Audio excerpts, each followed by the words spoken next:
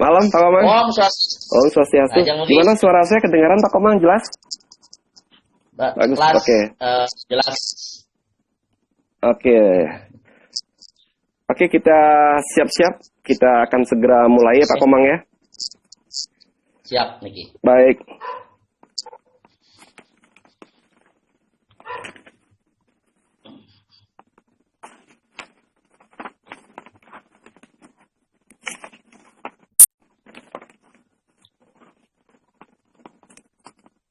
Baik, terima kasih kawan sobi para pecinta kris dimanapun Anda berada saat ini. Saya harap semua tetap dalam keadaan sehat walafiat ya. Tetap semangat di dalam menjalani pandemi ini ya. Terutama narasumber saya mohon maaf ini selalu mengganggu. Saya mohon partisipasinya untuk mendengungkan kembali kepada masyarakat, mengelorakan untuk pelestarian kris khususnya di Bali nggih. Aduh, Selalu. dan udangnya tambah keren aja nih Pak Komang nih. Oke, bagaimana Pak Komang? Kelihatan peselat saya Niki. Oh iya, keren itu kelihatan itu Pak Komang ya. Oke, kita akan mulai ya pertemuan kita pada malam hari ini, diskusi online kita. Saya akan awali dengan pemukulan kentongan ya. Oke, terima kasih selamat malam kawan-kawan sudah bergabung kembali di diskusi online yang diselenggarakan oleh Paiketan Tosana Haji Bali. Saya Wijaya selaku sekretaris di Paiketan mengucapkan banyak-banyak terima kasih sekali atas antusiasnya kawan-kawan dan sudah menginformasikan ke rekan-rekan yang lain untuk bergabung mengikuti diskusi online ini yang sudah berjalan seminggu ya. Seminggu yang lalu kita sudah belajar banyak hal. Satu mengenai energi, kemudian pengenalan nama-nama kris, kemudian satu keluarga satu kris. Nah ini sudah kita belajar bareng dan saya berharap itu dapat bermanfaat bagi masyarakat banyak, khususnya rekan-rekan yang bergabung pada saat itu. Nah untuk yang teman-teman yang sudah bergabung pada saat itu, mohon bisa disosialisasikan ke kawan-kawan yang lain sehingga tidak ada lagi istilahnya keraguan-raguan dari kawan-kawan untuk ikut serta dalam pelestarian keris. Saudara-saudara, seperti yang diketahui bahwasanya untuk mengetahui kepribadian seseorang itu banyak cara. Ya banyak cara. Salah satu cara yang pernah saya baca dalam suatu buku dan ini merupakan suatu catatan yang sudah diteliti ya. Bahwasanya salah satu cara untuk mengetahui kepribadian seseorang itu bisa dilihat dari hobinya. Bila hobinya adalah keris, ini bisa kita ketahui kepribadian orang itu dilihat dari satu perawatan kerisnya. Umumnya, yang memiliki keris-keris terawat memiliki kepribadian orangnya bertanggung jawab, telaten, ya, pengetahuannya banyak, dan bisa memanage waktu. Umumnya seperti itu kepribadian orang-orang yang memang telaten di dalam merawat kerisnya. Nah, begitu juga dalam kegiatan-kegiatan kami di Paiketan Tosana Haji Bali, sering sekali kami mendapatkan suatu pertanyaan-pertanyaan dari masyarakat mengenai perawatan keris. Masyarakat sangat awam, bahkan takut di dalam merawat pusakanya. Takutnya ketika dilakukan upaya-upaya perawatan, takut mereka adalah mereka malah menghancurkan pusaka itu. Nah itu ada ketakutan dari mereka, misalnya dengan merendam dengan bahan-bahan kimia. Nah ini yang kita akan bahas pada malam hari ini. Ya sengaja kami mengundang narasumber yang berkompeten di bidang ini, yang betul-betul memahami. Ya, sepak terjang kita udah tahu ya, siapa sih nggak kenal di dunia perkerisan, salah satu tokoh perkerisan muda yang ada di Bali ya. Inilah dia, kami undang sengaja untuk kawan pecinta keris, Pak Komang Sudiarte. Pak Komang Sudiarte ini ternyata selain seorang kolektor keris, pecinta keris, juga seorang seniman. Seniman mereka Pak Komang dengan beberapa rekan yang perhatikan sangat asik memainkan rindik ya, gamelan, kemudian gender ya. Nah, di sini kita bisa melihat kepribadian beliau. Memang beliau itu mencintai budaya Bali. Selain mencintai keris, budaya keris, mereka juga dengan teman-temannya sangat mencintai seni tetabuhan. Ya, dalam hal ini seni musik tradisional berupa gender maupun rindikan. Saya kira Pak Komang sudah memiliki komunitas pastinya Pak Komang.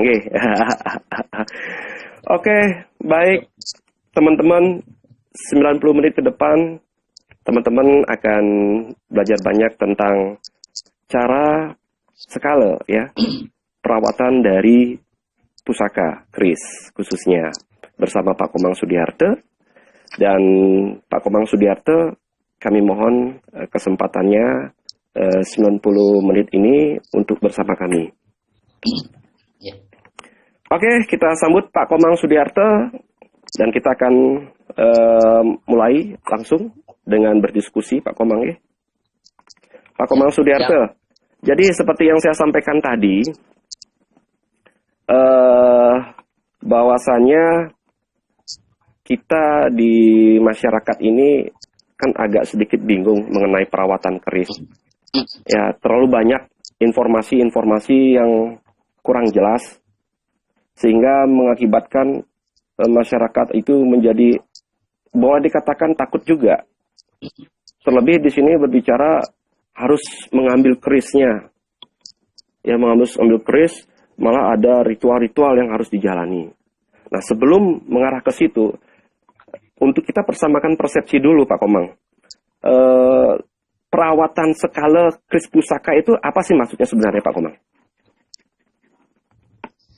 Baik. Om Swastiastu. Om Swastiastu Pak Komang. Pada semeton yang sudah join, sudah hadir di Public Bagan untuk tema kali ini di perawatan secara skala istilah seperti kan tadi. Itu kita batasi seperti itu dulu. Baik. Selama ini ya, kenapa ini perlu sekali kita blik bagang istilahnya masalah ini, karena di Bali kebanyakan istilahnya pusaka-pusaka atau tetamian-tetamian leluhur itu hanya disimpan begitu saja, artinya secara fisik kurang perawatan. Mungkin secara upacaranya, banten-bantenannya seperti itu sudah berjalan, tapi yang sangat penting untuk dilakukan untuk menjaga kelestarian tetamian atau pusaka itu adalah secara fisik. Itu kadang-kadang yang dan sering terjadi oleh karena satu ketakutan. Nah, disinilah ketakutan atau istilahnya keduken. Nah, ini salah satu kata yang akan bisa dengan secara luar biasa memberikan dampak yang kurang bagus kepada pusaka tersebut. Karena kalau udah dibilang keduken itu pasti takut istilah seperti itu. Nah, untuk ini perlu kita jelaskan bagaimana agar tidak keduken istilah seperti itu. Nah, kita di dalam di adat dan budaya Bali khususnya ada sesuatu hal yang dilakukan agar terbebas dari istilah keduken itu. Nah, jika memiliki suatu pusaka keluarga, tetamian atau yang sebagainya, itu jika nanti ingin ditedunkan, istilahnya ketedunan itu, istilahnya akan diturunkan untuk dibersihkan, ada sesulurnya, boleh itu dipakai, seperti itu, dengan jalan ngatur piuning. Nah, kita mempunyai cara-cara yang sopan dan santun serta kebiasaan yang ada di Bali, di mana jika sesuatu hal yang sifatnya sakral untuk diturunkan atau untuk dilihat atau untuk mau dibersihkan dan sebagainya, itu melalui proses atur tuning. Nah, seandainya umpama tidak berani langsung mengambil atau memproses. Sebenarnya kalau kita sudah berniat untuk merawat pusaka itu tidak masalah. Tapi untuk lebih meyakinkan kita bahwa tidak akan terjadi seperti yang dikhawatirkan, proses yang dipakai salah satunya adalah matur tuning. Boleh dengan ngejarang daksino atau matur tuning. Ini sifatnya tidak harus yang begini begitu. Canang sari pun bisa seperti itu. Yang jelas intinya adalah memberitahu istilahnya matur tuning kepada para leluhur sang medroi pusaka yang bersetana umpama dipercayai di pusaka itu, matur tuning bahwa pusaka itu akan dibersihkan atau dirawat secara skala. Nah, dalam hal secara skala ini artinya secara fisik ya, bukan nih skalanya atau upacaranya. Ini secara fisik daripada pusaka itu, mengingat pentingnya kelestarian suatu pusaka itu mutlak secara fisik, secara skala itu harus dilakukan suatu perawatan. Nah, untuk perawatannya itu melalui proses melihat kondisi pusaka itu sebelumnya melalui ritual atau proses ngatur tuning. Boleh ngejarang daksino, boleh pejati sesuai dengan sime masing-masing seperti itu. Baik. Nah, begitu dan diharapkan ke depan tidak terjadi lagi atau tidak ada lagi istilah keduken, karena konsepnya adalah tujuannya untuk merawat, bukan untuk yang lainnya yang sifatnya merugikan, menjual dan sebagainya. Sana itu tetamian. Nah, seperti itu langkah pertama. Sebelum nanti diikuti dengan langkah selanjutnya dalam hal perawatan. Apa mungkin saya bisa lanjutkan ke selanjutnya atau mungkin ada sesuatu yang ingin disampaikan lagi dulu? Baik, jadi pada intinya kita pada malam hari ini kita membatasi kita hanya membicarakan mengenai perawatan secara fisik dari pusaka tersebut, kan begitu Pak Mangge. Jadi di luar itu karena konsep skala pasti ada niskalanya. Nah, cuman pada malam hari ini kita tidak membahas mengenai niskala. Nanti kita akan siapkan di waktu yang lain, khusus malam hari ini kita akan membahas mengenai yang namanya perawatan fisik sebuah pusaka. Baik Pak Komang. Nah, terima kasih sebelumnya Pak Komang atas jawabannya. Bagaimana semoga kawan-kawan yang hadir pada malam hari ini sudah memahami apa yang disampaikan oleh Pak Komang, bahwasanya pada malam hari ini kita hanya membatasi diri untuk membahas mengenai fisik dari pusaka. Bagaimana cara perawatan fisik suatu pusaka, dalam hal ini keris. Ingat, dalam hal ini keris ya, bukan permata, bukan jimat, keris, Betul. Berikutnya Pak Mang. Kalau dalam perawatan itu apa saja yang perlu kita perhatikan Pak Mang? Begini. Mungkin kenapa yang tadi membahas tentang cara proses untuk menurunkan, karena itu keterkaitan dalam hal banyak pusaka yang ada di Bali. Makanya saya jelaskan dulu bagaimana prosesnya nedunang itu seperti itu, supaya nggak keduken sifatnya. Nah, setelah istilahnya pusaka itu di tangan, artinya sudah bisa dilihat. Sekarang dilihat dulu, ini penting sekali ya, dan banyak sekali masalah yang ada seperti itu. Kadang-kadang karena tidak dirawat secara fisik yang berkelanjutan, artinya lama sekali, seperti dalam jangka lama, menyebabkan pusaka itu berkarat.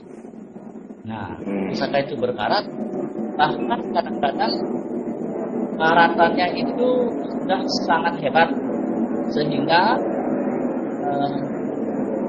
ada gangguan? Ya. Bisa, lanjut. Baik.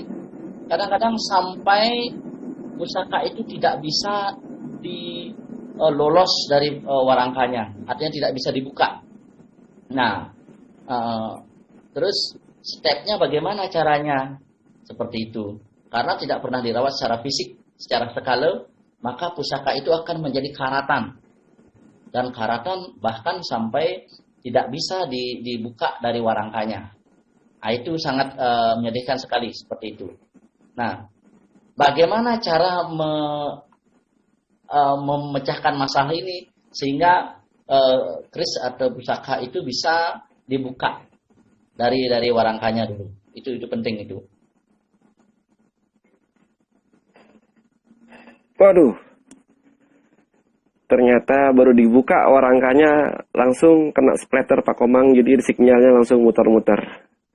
Jadi mohon maaf sekali, sepertinya Pak Komang di lokasinya sedang tidak bagus sinyalnya sehingga menghambat diskusi kita pada malam hari ini. Jadi sekilas saya dapatkan suatu penjelasan dari Pak Komang sebuah pusaka. Oke Pak Komang sementara keluar, jadi sebentar saya akan gabung kembali dengan Pak Komang ya. Kita akan membatasi untuk membahas mengenai fisik sebuah pusaka. Nah, namun demikian, kita melihat di masyarakat bahwasanya kebanyakan pusaka-pusaka itu disakralkan oleh masyarakat. Dengan disakralnya pusaka tersebut bukan berarti kita tidak bisa untuk merawat fisik dari pusaka tersebut, karena perawatan fisik itu sangatlah penting. Ya seperti apa yang disampaikan oleh narasumber tadi. Ya, ini narasumber kebetulan lagi keluar dulu sebentar mengingat sinyalnya kurang bagus. Oh, ada UFO lewat. Oh, beli Popeye mengabarkan ada UFO lewat ya, ada pesawat lewat maksudnya. Ya, jadi begitu. Jadi bukan berarti pusaka-pusaka yang disakralkan itu tidak bisa dirawat fisiknya. Fisik dalam artian bilah pusaka itu. Karena kalau fisik pusaka itu tidak terawat, maka yang timbul adalah karatan. Nah, karat inilah yang akan dapat merusak bilah pusaka tersebut. Pelan tapi pasti, pusaka itu menjadi satu kotor, kemudian kedua rusak. Ya, bilahnya akan rusak. Oleh karena itu perlu adanya perawatan dari pusaka tersebut. Nah, jadi sambil menunggu Pak Komang informasinya lebih lanjut, materinya lebih lanjut, jadi saya sedikit memaparkan apa yang telah disampaikan oleh narasumber tadi. Nah, mengenai istilahnya keduken, tadi ada pertanyaan dari Pak Pujo, apakah selalu? Nah, tadi sudah dikatakan oleh Pak Komang bahwasanya kalau memang itu adalah pusaka yang dikeramatkan atau disakralkan, tentunya akan ada ritual. Ya, tentunya akan ada ritual yang harus dilalui sesuai dengan Desekala Patra atau kebiasaan-kebiasaan dari di daerah tersebut. Ya, kalau di rumah saya, ya, karena itu adalah koleksi pribadi, ya tentunya tanpa perlu ritual, tapi kan tetap yang namanya etika kita dalam membuka suatu pusaka ada untuk kepribadian kita ya, ada etika pribadi yang harus kita jalankan. Ya, itu menurut kebiasaan-kebiasaan yang saya jalani. Ya, misalnya saya permisi, ini saya ada niat seperti ini. Nah, itu sekedar niat aja ya. Jadi maaf, sebatas niat saja. Nah, jadi kalau ritual-ritual menggunakan sesaji memang tidak dipakai kecuali ketika kita mau pembersihan, ada ritual pembersihan dalam artian mewarangi. Nah, itu saya selalu ada dampingi dengan beberapa sesaji kecil ya, seperti canang ya, atau rangkaian bunga, kemudian ada dupa dan ada permohonan-permohonan ya. Permohonan salah satunya adalah memohon biar dilancarkan usaha pembersihan pusaka tersebut sehingga tidak ada gangguan-gangguan baik secara skala maupun niskala. Ya, sambil menunggu Pak Komang, ini belum join sampai saat ini. Saya cek dulu.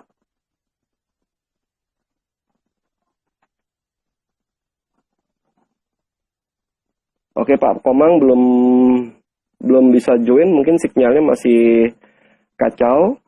Di sini baru sebatas yang disampaikan bahwasanya beliau untuk mengharapkan bagi teman-teman agar tidak menjadikan alasan kita tidak bisa merawat pusaka itu atau membersihkan bilah pusaka itu karena faktor sakral. Malah sakral itu lebih baik kalau terawat juga. Di samping kita dapat merawat pusaka, kan ada baiknya kita mendokumentasi dari atau di data, ya kita cari tahu, kita data eh, apa dapurnya, kemudian kita foto, dokumentasi. Jadi itu baik sekali ya, kita dokumentasi, diinventarisir kris-kris yang ada di suatu pura atau tempat-tempat yang diramatkan. Ya, nah itu kan akan lebih baik. Terlebih belakangan ini kan sering pernah terjadi pencurian-pencurian pusaka. Nah, ketika pusaka itu hilang, nah kita jadi tahu pusaka kita tuh berjenis apa. Nah, ini kita bisa mungkin di sesama komunitas kita bisa membantu untuk melacak. Ya, barangkali jatuhnya di kolektor A, kolektor B, kolektor C. Nah, dengan melihat adanya informasi yang jelas, jadi komunikasi atau menginformasikan kepada pihak berwajib atau pemilik pusaka itu akan lebih cepat. Nah, ini Pak Komang sudah bergabung lagi. Kita akan sapa beliau. Kita tunggu Pak Komang ya. Halo, Pak Komang. Ini sedikit Iya. gini. Baik, Pak Komang. Tadi saya mohon maaf, saya tadi ada sedikit menjelaskan mengenai kenapa mesti harus dibersihkan pusakanya secara fisik ya. Karena ada manfaatnya banyak di sini. Di samping kita dapat membersihkan secara fisik pusaka, kita juga dapat mendokumentasi pusaka itu sehingga dapat membantu di kemudian hari ketika pusaka tersebut hilang atau dicuri oleh oknum-oknum yang nggak bertanggung jawab. Nah itu. Oke, kita lanjut kembali ke topik yang tadi, Pak Mang. Sepertinya ada yang terputus dari pembicaraan kita, Pak Mang. Barangkali bisa disambung kembali, Pak Mang. Terima kasih Ampurun, ini agak ini ya sinyalnya kurang bagus tadi. Ya lanjut, artinya merawat secara fisik itu sebenarnya merawat secara bendanya, ya, artinya seperti itu. Baik itu yaitu bagaimana caranya agar terbebas dari penyakit wilah itu, yaitu karatan. Itu yang kelestarian suatu pusaka itu ditunjukkan dengan bersihnya, bebasnya pusaka itu dari karatan. Karena adalah musuh daripada pusaka itu. Karena pusaka itu terbuat dari besi, logam besi, baja dan sebagainya yang mudah besi terutama yang mudah kena karatan. Dan seiring dengan itu akan menyebabkan rusaknya pusaka tetamnya lingsir tersebut. Nah, itu. Selanjutnya dalam hal perawatan secara fisik, dalam hal ini adalah salah satunya adalah menghilangkan karatannya ya. Bagaimana caranya? Hal yang mudah mungkin teman semeton yang sudah memahami dan sudah sering berkecimpung dalam dunia keris, pusaka, atau sanaki istilah seperti itu akan dengan mudah bisa melakukan. Tapi mungkin bagi yang belum memahami yang seperti itu dan mungkin kebingungan bagaimana caranya merawat pusaka itu agar terbebas dari karatan, di sini dia akan memberikan suatu tip yang artinya yang mudah didapat dan tidak ribet istilah seperti itu. Nah, dengan alasan-alasan tertentu. Salah satunya adalah seandainya pusaka itu berkarat dan susah untuk, mungkin ini terputus tadi, susah untuk diloloskan atau dikeluarkan dari warangkanya, maupun danganannya susah untuk dilepaskan dari wilahnya, dangannya susah dilepaskan dari wilahnya karena berkarat atau karena dilem mungkin dulu dan sebagainya seperti itu. Itu bisa dilakukan dengan merebus istilahnya ya. Merebus. Seandainya memang danganannya saja nggak bisa ini banyak yang ditemukan. Bahkan kenapa ini kita menjadi suatu perhatian, banyak keris-keris yang ujung ganjelnya itu sampai terlipat ke dalam. Karena kenapa? Karena digetok, gitu istilahnya. Nah, ya, seperti begini. Ini langsung dipakai palu, tok sehingga ujung daripada ganjel ini terlipat ke sini. Oke. Banyak itu yang seperti itu. Untuk menghindari kerusakan daripada wilayah suatu pusaka itu, maka salah satu cara untuk melepaskan danganan dengan wilayah itu dengan merebus diketel boleh, yang penting segini airnya. Tujuan memanaskan yang di dalam. Seandainya ada lem, kalau dengan dipanaskan dengan air mendidih selama 15 menit itu sudah cukup. Itu akan pelan-pelan bisa dilepaskan. Lem juga seperti itu. Salah satunya. Jika warangka juga yang kena, kita harus memanaskan seperti itu.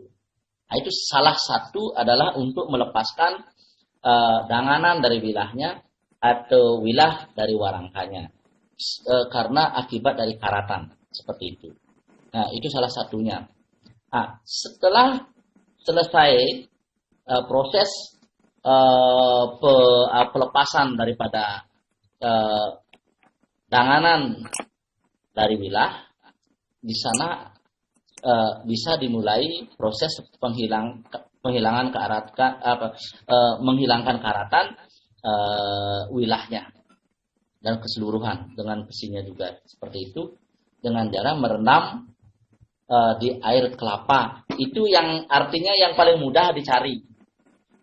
Ada juga bisa dipakai adalah sitrun. Sitrun itu citric acid gitu ya, yang seperti pitsin itu. Ada yang cap gajah, ada yang cap delima, yang dipakai untuk salah satu bahan untuk membuat kue itu.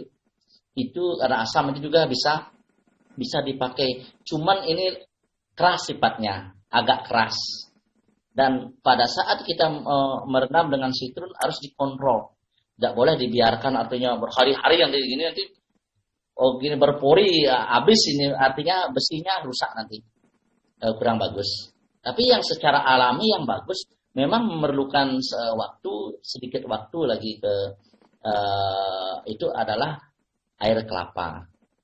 Nah, air kelapa itu wilahnya itu direndam. Caranya kalau ada yang tempat merendam bagus. Kalau kerisnya tidak terlalu besar, terlalu panjang, bisa dengan bumbung. Seperti itu. Kalau tidak, bisa dengan menaruh suatu balok kayu, 2 balok kayu, kemudian diisi batah 2, isi plastik. Nah, di sana direndam. Seperti itu. Nah, sekarang di mana? Di mana tempatnya? Karena kita memiliki konsep, artinya ada yang namanya uger-uger atau tata titining atau etikanya. Seandainya itu adalah pusaka puro dan sebagainya yang benar-benar disakralkan oleh Krama, itu proses itu bisa dilakukan di puro. Seperti itu. Tempat yang aman ya istilahnya seperti itu. Jangan sembarangan istilah itu. Dan tempat yang aman, seandainya bisa di tempat di rumah, seandainya pusaka itu di rumah, ya di rumah. Seandainya itu pusaka di puro, bisa dilakukan di puro. Seperti itu. Itu kesepakatan, harus dirembugkan. Yeah. Karena merupakan simbol daripada kesatuan. Itu segalanya kita harus bicarakan bersama. Seperti itu. Dan setelah kesepakatan baru dilaksanakan seperti itu. Nah, itu mengenai tempatnya. Sekarang teknisnya juga. Setelah keris itu direndam di dalam air kelapa. Dalam hal ini saya mungkin air kelapa di luar sitrun ya. Ada lagi yang lainnya air keras dan sebagainya. Kita tidak anjurkan karena sifatnya keras dan sangat berpotensi artinya menghancurkan wilayah itu. Tapi kalau bisa dan bisa dicarikan, itu ada, saya bukan promosi ya, itu Viras namanya. Nah, Viras itu bisa dicari online, tapi mungkin agak ribet mencarinya. Nah, untuk supaya tidak ribet mencari bahannya dan ada di sekitar kita, maka dan tidak juga keras dalam hal untuk berpengaruh kepada wilayahnya itu air kelapa yang paling mudah yang seperti itu. Itu mungkin anjuran yang. Nah, kalau kita menggunakan air kelapa tentu ada sambuknya. Nah, sambuknya itu bisa bagi sikat. Itu sikat tradisional yang bagus. Itu dibuatkan seperti sikat di segitiga, dipotong. Nah, itu dilembutkan di bawahnya. Nah, sekarang direndam, besok sudah boleh disikat wilayahnya itu di luar dari tempat rendaman. Jangan di tempat rendaman supaya artinya tidak mengganggu nanti larut karatan yang larut nanti sana bercampur di sana kurang bagus. Oke, Pak Mang. Untuk rendamannya. Sip, Pak Mang. Luar biasa. Sekarang direndam, besoknya disikat di luar ini di air mengalir. Nah, seperti itu taruh lagi. Besoknya lagi itu sampai karatannya itu benar-benar bersih. Oke, tahan dulu Pak Mang. Tahan dulu Pak Mang. Ya. Itu sudah mengarah ke teknis. Saya kira itu Pak Mang. Ya. Jadi teman-teman nanti silakan untuk membuat suatu pertanyaan. Barangkali ada pertanyaan atau ketidakjelasan dari apa yang disampaikan oleh Pak Komang, karena Pak Komang terputus-putus suaranya. Silakan nanti ditanyakan di kolom komentar, nanti akan ditanggapi oleh Pak Komang. Ya, jadi sementara sambil menunggu pertanyaan dari kawan-kawan, saya akan melanjuti Pak Komang. Tadi kan kita sudah membicarakan masalah karatan, yang merupakan salah satu penyakit dari wilah. Ya, jadi kata-katanya keren sekali, penyakit wilah. Oh, musuhnya. Musuh wilah. Oke. Nah, itu kalau boleh tahu apa sih penyebab karat itu, Pak Mang? Satu. Begini, penyebab karat adalah yang jelas besi atau wilah itu tidak pernah diminyaki. Atau sangat jarang diminyaki. Oke. Satu, karena posisinya ada lembab. Di dalam warangka itu lembab, rentan dengan seperti kadar air dan sebagainya. Mungkin karena pengaruh warangka yang yang sudah tua, sehingga di dalamnya ada suatu kotor-kotoran yang menempel seperti debu dan sebagainya, dan itu membawa pengaruh kepada wilah itu sendiri, seperti itu. Nah, tempat juga yang menentukan tempat daerah daripada di mana pusaka itu ada. Pusaka-pusaka di daerah pesisir itu sangat rentan dan lebih cepat karatannya karena faktor udara yang mengandung garam, di mana besi itu kalau bersentuhan dengan udara asin atau yang mengandung garam atau mengandung garam, itu akan cepat rentan. Makanya saya sarankan di daerah pesisir dekat pantai terutama itu harus lebih lebih sering untuk diminyaki, atau kalau perlu bisa diselup dengan plastik. Ya, seperti itu bilang. Nah, seperti itu di sana sesuai dengan tempatnya juga. Nah, penyebab karatnya itu salah satu penyebab karatannya, dan tentu tidak pernah dibuka. Kalau tidak pernah dibuka ya seperti karatannya akan, kalau besi sekian lama tidak dibuka dan tidak diminyaki tentu akan berkarat. Makanya kalau bisa setiap purnamo dilem minimal itu. Seperti itu, minimal purnamo dilem harus diminyaki. Ditedunkan istilahnya, kalau memang sudah melingkih atur biuning canang aja ditedungkan, diminyaki. Seperti itu. Baik. Seperti itu caranya seperti itu. Baik Pak Komang, berarti banyak penyebab ya timbulnya karatan itu. Satu, faktor cuaca mungkin ya, karena hujan-hujan itu, cuaca hujan ini sehingga menyebabkan ruangan kita menjadi lembab. Nah, itu akan berpotensi untuk membuat keris-keris kita itu menjadi berkarat. Oleh karena itu, untuk menghindari hal tersebut, sebaiknya para kolektor atau pecinta keris yang memiliki keris yaitu lebih intens dalam meminyaki keris. Begitu ya Pak Komang ya, kalau nggak salah saya tangkap ya. Satu lagi, ya, satu lagi yang perlu sampaikan ya. Baik Pak Komang. Ada penyebab karatan adalah ada satu kebiasaan di masyarakat Bali khususnya, di mana setiap mungkin tumpuk landap atau rainan tertentu ada suatu proses ritual memandikan keris. Nah, seperti itu. Nah, memandikan keris, satu adalah memandikan keris, dua adalah nunas wangsuhannya. Nah, hal ini perlu dipahami. Dalam memandikan keris itu, kadang-kadang kan bukan air yang dipakai, tapi adalah air kelapa muda atau buka, nyong dan sebagainya. Nah, sedangkan besi adalah air kelapa muda, tua muda itu sama, itu mengandung asam yang sangat berpengaruh kalau bersentuhan dengan wilah akan menyebabkan suatu karatan timbul. Apalagi kadang-kadang digosok dengan jeruk nipis tanpa dibersihkan dengan sabun. Nah, itu sangat akan menyebabkan korosi dan menyebabkan karatan itu bertambah hebat. Apalagi nanti setelah diwangsuh atau dibersihkan dengan air dengan bungka nyogading gitu, terus ditambah dengan digosok dengan air jeruk nipis tanpa dibersihkan dengan air sabun, disikat berulang-ulang, dan air bersih disikat berulang-ulang, itu potensi karatan akan bertambah hebat. Oke, Pak Komang. Masukkan ke warangka lagi, ini salah satunya. Maka mungkin langsung saya akan solusinya seperti ini. Jika itu harus dilakukan ritual itu seperti itu, jangan menyiram wilah itu dengan dengan air kelapa. Air boleh dengan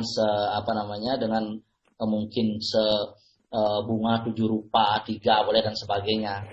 Air kumkuman seperti ini kok bisa gitu. Tapi ingat, sebentar setelah ada proses ritual memandikan keris itu harus dibersihkan dengan ingat, bukan hanya asam, air pun begitu. Kalau menempel menempel dengan dewilah itu menimbulkan suatu karatan. Nah, itu perlu sekali itu dipahami. Nah, bisa dengan tisu supaya benar-benar kering, jangan digosok, cuma ditempel-tempel seperti itu sehingga benar-benar kering, diminyaki seperti itu. Seandainya memang mengharuskan nunas wangsuhan dengan menggunakan sarana air kelapa muda, cukup bungkak itu dikasturi. Nah, seperti itu. Nah, di celabang 3 kali munculnya seperti tunasan sampai pengapiannya. Setelah itu dibersihkan ini. Itu tidak boleh tidak. Karena kalau tidak dibersihkan pasti akan berkarat. Itu penting sekali untuk diketahui oleh teman-teman. Karena kita mempunyai ritual-ritual seperti itu, ritual yang bisa membahayakan daripada wilah itu sendiri, sehingga potensi kerusakan akan semakin hebat dan tentu kelestariannya akan terganggu kalau sudah seperti itu. Ingat, karena air kelapa muda, air bungka nyogading seperti itu harus dibersihkan untuk membersihkan zat asamnya dengan air sabun. Setelah air sabun, air bersih. Setelah itu keringkan. Ingat, jangan pakai kapas. Kadang banyak yang memakai kapas digosok. Seandainya pakai kapas dan digosok, karena di sini ada pori-porinya di dalam wilah itu, sehingga nanti akan menempel di sana. Kotorlah wilah itu, karena kotor cepat karatan. Oke, baik. Luar biasa nih Pak Komang nih. Mantap Pak Mang. Berarti teman-teman, seperti yang disampaikan tadi oleh Pak Komang, khusus buat teman-teman yang ada di pesisir pantai, nah ini hati-hati karena memang garam, udara yang mengandung garam yang begitu tinggi akan berdampak kurang bagus juga terhadap bila-bila keris. Begitu buat teman-teman yang sering melakukan ritual pada saat tumpak landap, hal-hal seperti ini yang harus diperhatikan. Memang kebiasaan dari masyarakat karena tidak tahu ya. Jadi apa yang disampaikan Pak Komang itu bisa saja terjadi di masyarakat. Oleh karena itu, dengan apa yang disampaikan oleh Pak Komang tadi, semoga bisa menjadi catatan kita bersama dan kita bisa mensosialisasi kepada masyarakat. Oke Pak Komang, jadi kita sudah melihat beberapa pertanyaan-pertanyaan dari kawan-kawan dan kita akan menjawab nih apa pertanyaan-pertanyaan dari kawan-kawan. Oke, sementara kita membaca pertanyaan dari kawan-kawan. Pak Mang udah ngopi belum nih? Saya sudah siapkan teh. Mari Pak Mang. Sudah tadi. Udah tadi. Wah. Oke Pak Mang, kita akan baca Pak Mang ya. Oke. Oke, sebentar. Saya lihat nih sudah dari atas sudah banyak pertanyaan. Kita akan jawab satu-satu pertanyaan dari kawan-kawan. Oke. Wah, nih Pak Popeye sudah. Oke, sebentar.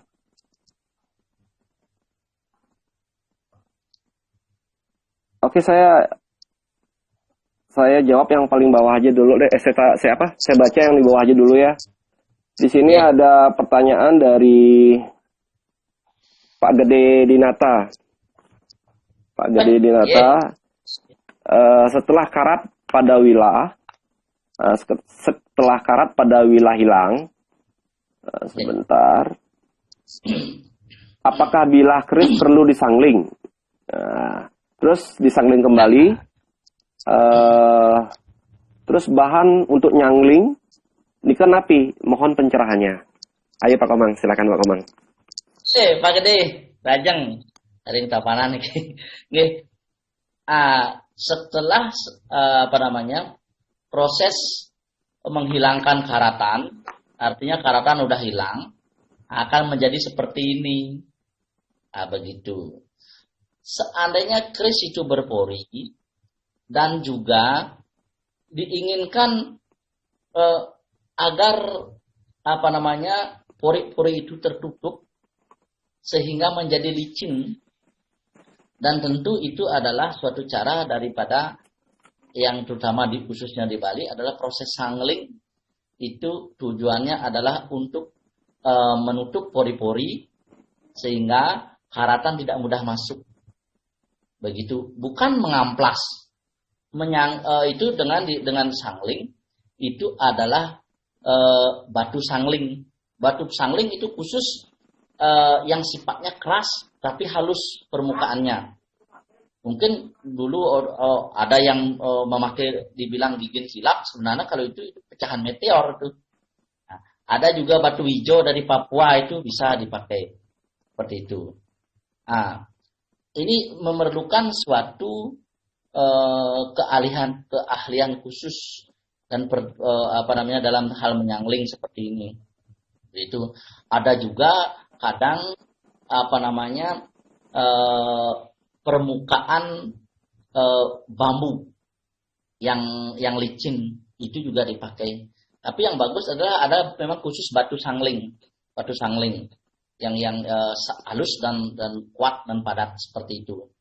Seandainya diperlukan suatu proses sangling, biasanya kalau sudah sampai pada tahap penghilangan karatan, dilanjutkan dengan tahap mutih, keris, dan diwarangi seperti itu. Tapi seandainya mau disangling, sebelum diwarangi harus disangling dulu. Setelah proses hilang karatan, sebelum mutih keris, baru disangling.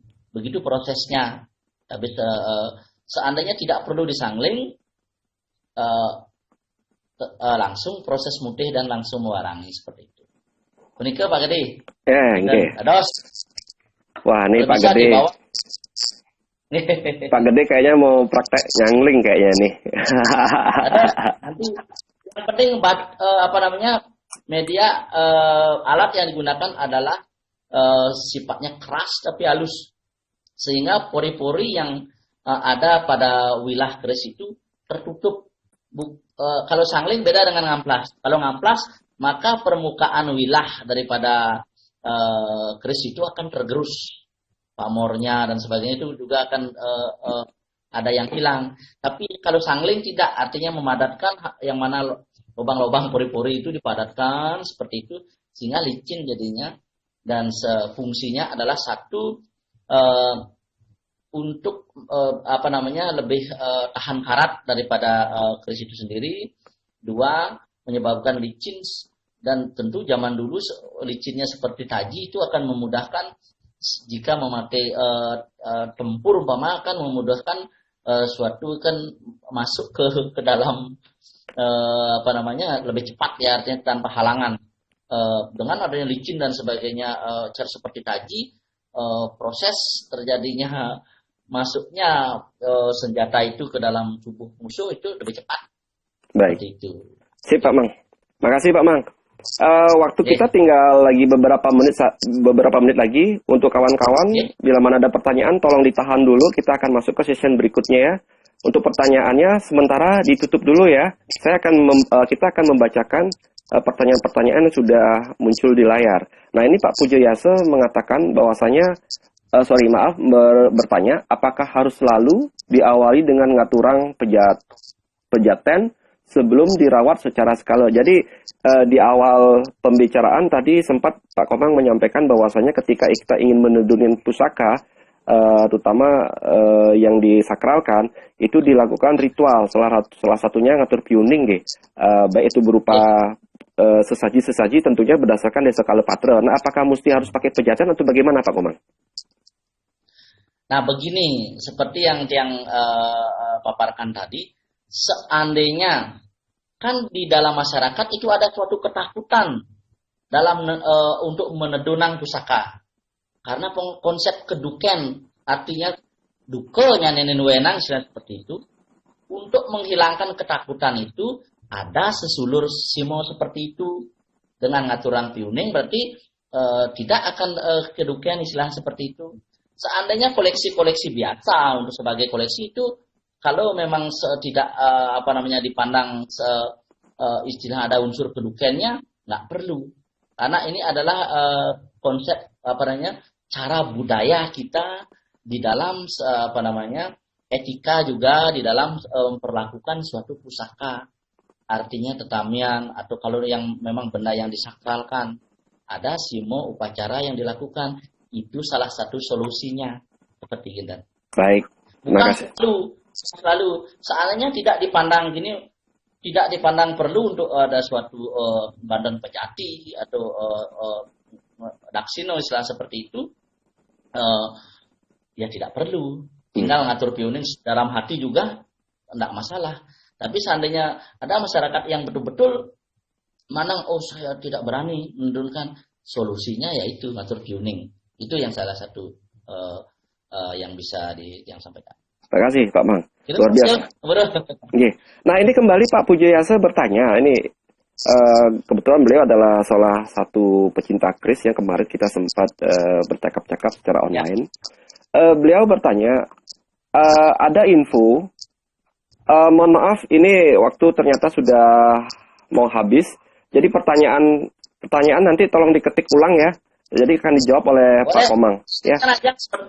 Lanjutkan aja supaya nanti nggak repot. Baik, saya akan akhiri pertemuan pada session pertama ini. Kita akan lanjut setelah ini lagi 30 menit. Saya akan off dulu ya. Kemudian kita akan kembali